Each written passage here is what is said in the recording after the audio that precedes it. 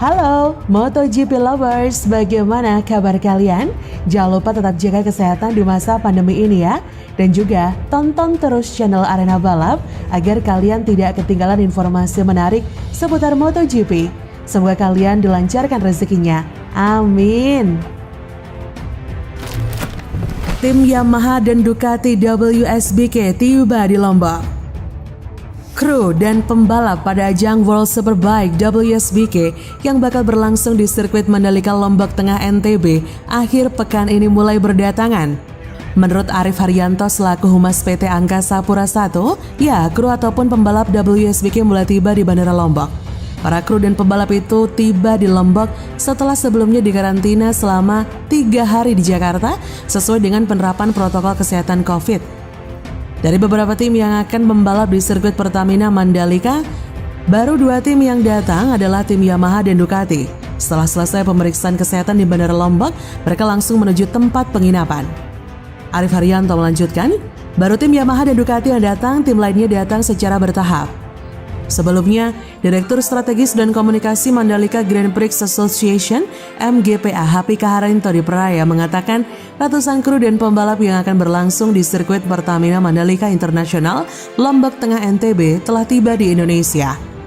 Ia menyebutkan sebanyak 640 kru dan pembalap IATC ataupun WSBK telah masuk di Indonesia. Ia melanjutkan ratusan kru dan pembalap pada ajang balapan motor tersebut saat ini tengah dikarantina di Jakarta selama 3 hari. Selanjutnya setelah selesai dikarantina dan dinyatakan negatif hasil tes COVID barulah dibawa terbang menuju Bandara Lombok secara bergelombang.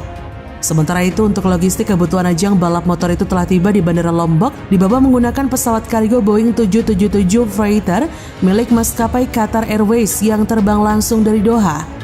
Kata Happy, untuk logistik yang bersifat liquid akan dibawa melalui jalur transportasi air. Di sisi lain, pembalap WSBK Toprak Razgatlioglu enggan terlena pesona sirkuit Mandalika. Toprak Razgatlioglu sudah tiba di Indonesia. Pembalap asal Turki itu tidak sabar ingin menjajal sirkuit Mandalika pada seri penutup World Superbike Championship WSBK akhir pekan ini.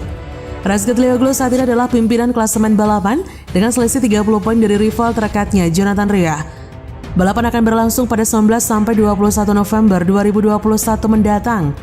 Dia mengatakan, "Saya senang sudah berada di Indonesia, selalu jadi hal menarik datang ke trek baru," kata Toprak. "Saya sudah melihat sejumlah foto dan video dari tata letak sirkuitnya dan sepertinya bakal menyenangkan berkendara di sana," kata Toprak Razgatlioglu. Meski terpesona dengan keindahan sirkuit Mandalika, ia sadar kedatangannya ke Lombok bukan untuk liburan. Dia harus tetap fokus kepada balapan yang sudah memasuki seri penentuan. Pembangunan sirkuit Mandalika untuk MotoGP Indonesia hampir 50%. Razgatlioglu memang unggul 30 poin dari Rea yang sudah 6 kali menjadi juara dunia. Namun masih ada 62 poin yang bakal diperebutkan dalam 3 race pada seri penutupan di Mandalika. Kata Toprak, "Ini adalah musim yang hebat dengan banyak pertarungan besar, banyak kemenangan. Sekarang kami memiliki 3 peluang lagi untuk bertarung lagi untuk menang. Dan kami akan bekerja di setiap sesi untuk menemukan setup terbaik untuk balapan dan selalu meningkat.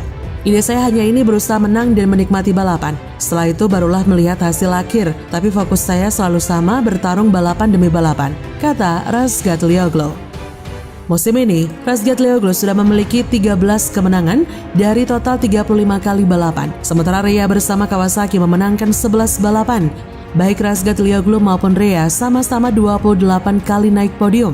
Sirkuit Mandalika yang mengusung nama resmi Pertamina Mandalika International Street Circuit merupakan trek baru bagi ajang WSBK. Lintasan jalan raya sepanjang 4,3 km dengan 17 tikungan tersebut berada di kawasan ekonomi khusus KEK Mandalika, Lombok, Nusa Tenggara Barat atau NTB. Tak hanya menghadirkan sirkuit dengan tata letak yang memukau, sirkuit Mandalika yang menelan biaya 1,3 triliun ini juga dikelilingi panorama pemandangan alam yang menyejukkan mata.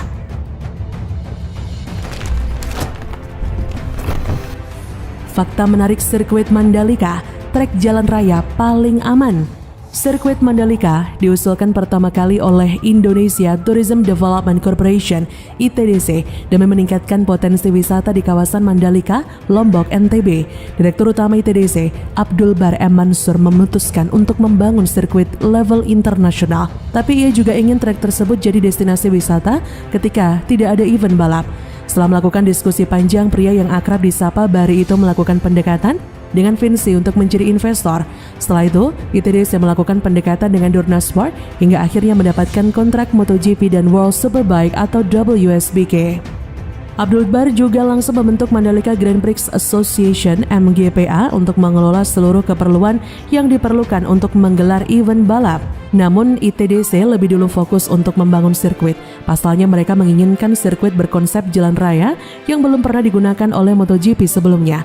Seperti diketahui, sirkuit jalan raya hanya digunakan pada ajang balap Formula One dengan area yang terbatas dan run-off yang tak lebar. Jelas ini sangat berbahaya untuk MotoGP, di mana mereka membutuhkan zona penyelamatan yang luas. Oleh karena itu, diskusi panjang dilakukan oleh ITDC, Dorna Sport, FIM, dan juga IMI sebagai induk balap motor Indonesia.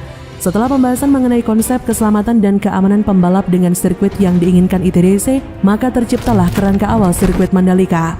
Bukan rancangan Herman Tilke. Menariknya, ITDC tidak menggait Herman Tilke yang merupakan desainer trek kawakan untuk mendesain sirkuit Mandalika. ITDC mempercayakan tugas tersebut kepada Paulus yang merupakan perusahaan arsitektur asal Amerika Serikat yang juga berbasis di Inggris dan Australia yang telah membangun beberapa venue olahraga besar seperti Stadion Wembley. Keindahan hasil karya Paulus menjadi faktor utama ITDC dalam menunjuk mereka, mengingat tujuan utama adalah mempromosikan wisata di Mandalika. Maka dari itu, mereka ingin sirkuit dibuat seindah mungkin agar menarik wisatawan dari seluruh dunia. Setelah bekerja sama dengan Paulus dalam merancang trek, ITDC lalu membawa hasil awal untuk ditunjukkan kepada Dorna Sport di Qatar pada 2018. Abdul Bar menunjukkan desain trek kepada direktur balap Dorna, Franco Yuncini, yang akhirnya disetujui setelah dilakukan sedikit perubahan. Tetapi itu belum selesai, ITDC harus menemui Loris Capirossi yang merupakan Rider Safety Commission untuk memastikan desain yang disetujui Franco Yuncini aman. Akhirnya seluruh pihak terkait menyepakati bahwa trek yang akan dibangun di Mandalika sebagai sirkuit jalan raya. Meski berkonsep sirkuit jalan raya, tapi Pertamina Mandalika International Street Circuit terlihat sangat serupa dengan trek permanen. ITDC dan MGPA juga mengklaim sirkuit Mandalika menjadi yang paling aman dari trek-trek lainnya. Ini bukan cuma sekedar ucapan, banyak faktor yang mendukungnya. Sirkuit Mandalika dibangun ketika banyak pembalap yang mengeluhkan tentang faktor keselamatan. Jadi mereka mendapatkan informasi baru tentang seberapa luas trek dan seberapa besar area run-off. Tapi ini juga harus dipastikan kembali ketika World Superbike akan menjadi ajang balap pertama yang mengaspal di sirkuit Mandalika. Menggunakan Stone Mastic Asphalt, ITDC dan MGPA menunjukkan keseriusannya dan ingin memberikan yang terbaik kepada para pembalap dunia. Ini dilakukan dengan memilih Stone Mastic Asphalt (SMA) sebagai permukaan aspal trek. Stone Mastic Asphalt merupakan aspal pengembangan terbaru dari Inggris yang memiliki banyak keunggulan.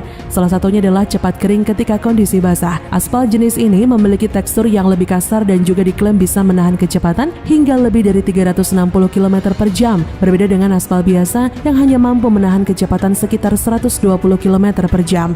Pembangunan pun tak sampai setahun. Direktur Keuangan Strategi dan Manajemen Risiko ITDC, Nugda Akhadi, menegaskan sirkuit Mandalika menjadi trek yang pembangunannya paling cepat karena tak sampai 1 tahun. Ini juga diikuti oleh pembangunan fasilitas pendukung lainnya, seperti bypass yang membuat perjalanan dari bandara ke sirkuit Mandalika dapat ditempuh hanya dalam waktu 15 menit dari awalnya lebih dari 1 jam.